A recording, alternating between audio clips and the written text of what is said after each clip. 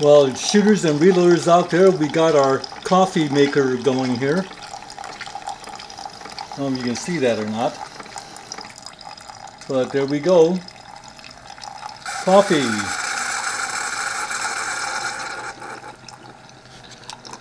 And we're having the Green Mountain roast. So shooters and reloaders out there, Fortune Cookie 45 LC coming to you from the hot lead zone. And we got another coffee chat going here. So here we go. You know, that Keurig works real well, and that Green Mountain breakfast blend of coffee is pretty good. So I don't know, I'm not Folgers, I'm not Maxwell House, we're going with the Keurig. But anyway, the purpose of this coffee chat is, first of all, I want to thank a couple of viewers out there who sent me some things, and not much of a clue here, but right here, and this is for all of you who appreciated the Thompson Center Contender from years ago. They actually still make Contender parts and barrels and things, but now the G2 and the Encore has taken over, of course. But for all the Contender owners out there, we really appreciated the nice bluing and the nice finish and polish of the bluing on the barrels and this kind of thing. And we also appreciated the very nice trigger that the Thompson Center Contenders had. I mean, talk about a hair trigger. The Sharp's double triggers with the set trigger has nothing over the Thompson Center Contender. Now, this is the early triggers. They came out with triggers later that were nowhere near as good. But when it came to the Thompson Center trigger, all you had to do was go like this. That click is the hammer dropping. But anyway, the reason why I bring that up is because Mad Zack sent me a Thompson Center scope mount. And he didn't have any use for it anymore. And when you open this up, I looked at this and I said, wow, this is one of those old Contender scope mounts. And when you open it up, look at the quality of the bluing and the polish on that metal. It matches the quality of the bluing and metal polishing on the Contender. So I'll give you a close-up of that, but unfortunately I can't use this without the base. There's actually a base portion that this locks into for quick detachable. And now I'm going to have to search for the base to go along with this scope mount. And if I can locate a base, then I'm going to go ahead and put a better scope on my Thompson Center Contender than this SportView Bushnell. It's actually a pretty good scope. It works very well. But this little carbine conversion here would benefit and is worth doing a better scope setup for it. And that would go right along with this. So a 1-inch scope, and I need the Thompson Center base, but that would be good. Let's show you that close up. So look at the finish on that metal and the deepness of the bluing. And it's on the side of the mount also.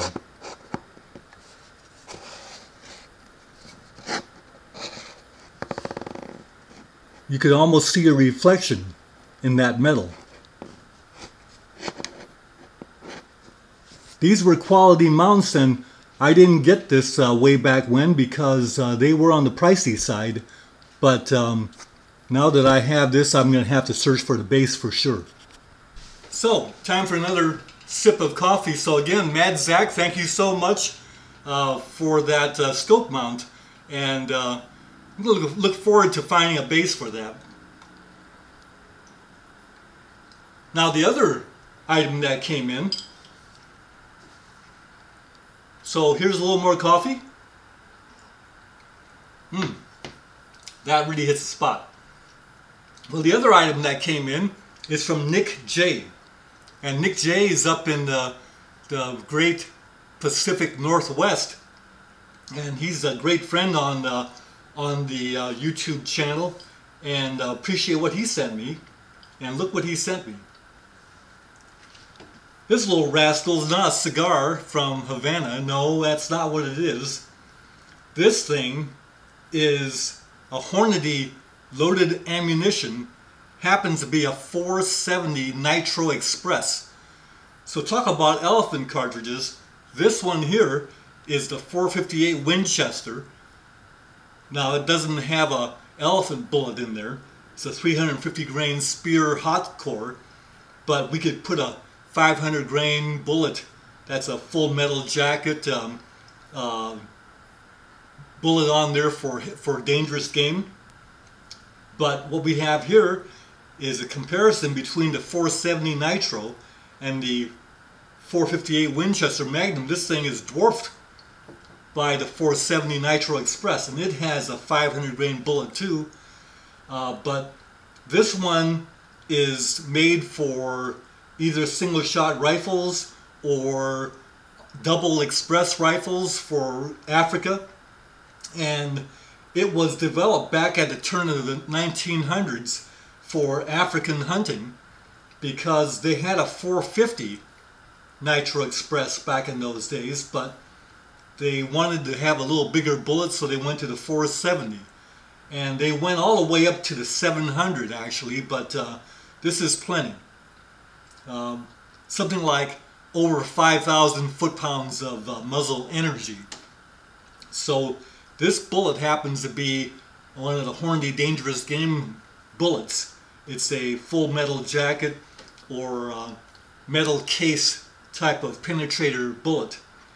And no, you can't put it in the contender because the doggone thing is about as big as the barrel is. So nope, the contender, in fact the contender was upgraded to the Encore just for that reason, because they wanted to be able to chamber bigger rounds right up to 12 gauge shotgun. And so the Encore had to have a bigger frame, a bigger receiver, a bigger barrel, this kind of thing. But thanks again to Nick J. What I'm going to do is take care of this. And so the proper way to take care of old cartridges. Now, I don't know if any of you out here in California remember, but there used to be a place in San Francisco called the San Francisco Gun Exchange. I think it was on 3rd Street or something like that, right down there downtown. And when you visited that, they always had a section where they had all these little wood separators on this big table. And in there were all these collectible cartridges that you could buy. And in those days, I wasn't collecting cartridges. But what a tremendous joy it would be to be able to turn the clock back and go back and visit that, because they had all those collectible cartridges that you could just buy and add to your collection. And there aren't any other gun stores that have that kind of thing, but the San Francisco Gun Exchange did have that. Anyway, when you get a collectible cartridge, what you want to do is get yourself some Johnson's paste wax, you see. And you don't need a big glob of it, just a little coating. But you would take your collectible cartridge and you would go ahead and coat that with the Johnson's paste wax, because if this paste wax will protect floors from the traffic and everything else that happens to it, it'll sure protect your brass case. So we're not going to fire this thing, so it doesn't matter if we get a little wax in the bottom primer. It's not going to seep in there anyway.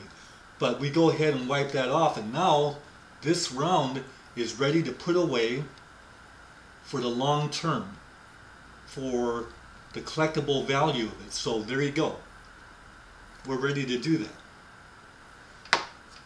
So thanks again to Nick J and also Mad Zack for these real neat items. Bye for now.